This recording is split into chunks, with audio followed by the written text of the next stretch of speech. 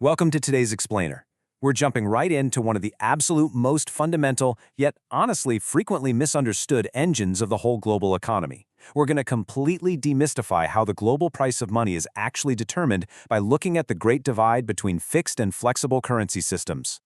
Okay, so I want to start by asking you to think about something that sounds almost paradoxical. Seriously, think about it.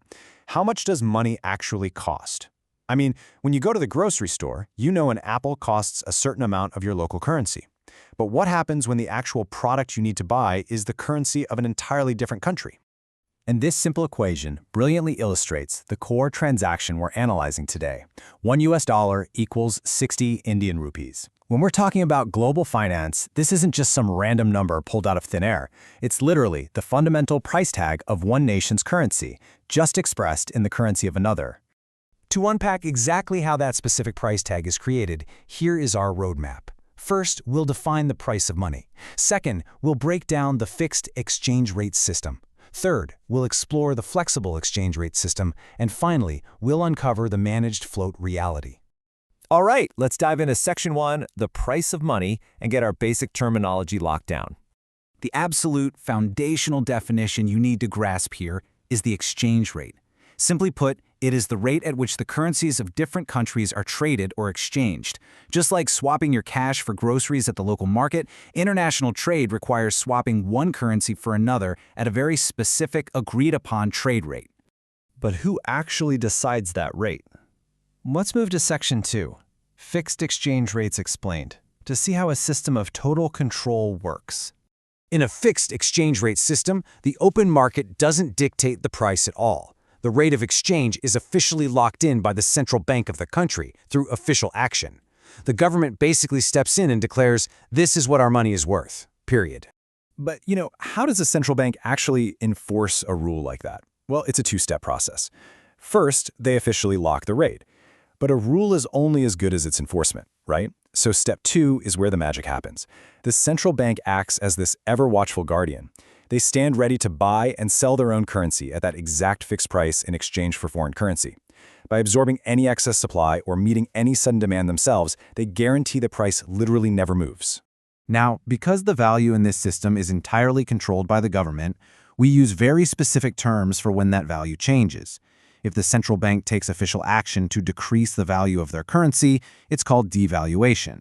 If they take official action to raise its value, it's called revaluation.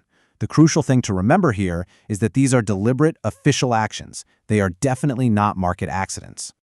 Okay, let's flip the script completely and look at the opposite approach in Section 3, Flexible Exchange Rates Explained.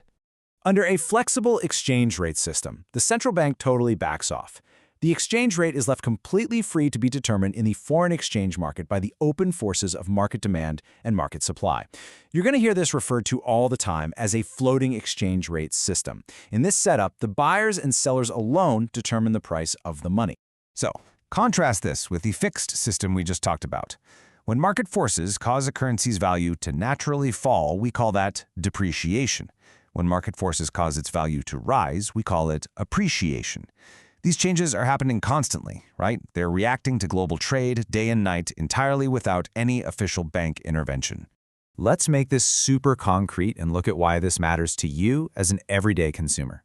Imagine you want to buy a pair of jeans from the US, and they cost $20. If the initial exchange rate is 45 rupees to the dollar, those jeans cost you 900 rupees. But if your domestic currency naturally depreciates down to 50 rupees to the dollar, suddenly those exact same jeans cost you 1,000 rupees. On the flip side, if your currency appreciates to 40 rupees to the dollar, the price drops to 800 rupees.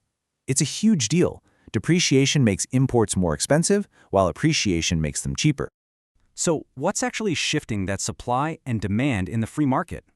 It basically comes down to a few key factors: the nature of the goods being imported or exported, the existence of local industries that compete directly with those imports, and the time period involved. For instance, if a country imports luxury goods but has a robust local industry competing with them, the demand curve for foreign exchange becomes highly elastic. Just to really lock this in before we move forward, the fixed system represents absolute government control, whereas the flexible system represents total open market freedom, night and day. But as we roll into our final section, the managed float reality, we have to introduce a pretty major twist. The truth is, a completely untouched free market, what economists call clean floating, where the central bank just stands completely aside, is actually super rare. Instead, we have what is known as managed or dirty floating. In this system, the market generally decides the rate, sure, but the central bank keeps a very watchful eye. They step in to buy or sell foreign currencies only when the exchange rate swings too drastically high or too aggressively low. They intervene just enough to prevent economic chaos. And this bridges the gap between textbook theories and the messy real world. Most countries today, including India, utilize this managed floating system.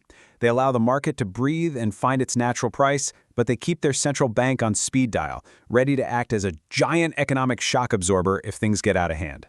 Which leaves us with a pretty fascinating thought to wrap up on. If pure, fixed control is just way too rigid for a dynamic global economy, and absolute market freedom is a little too volatile, what does the perfect balance for a currency's value actually look like?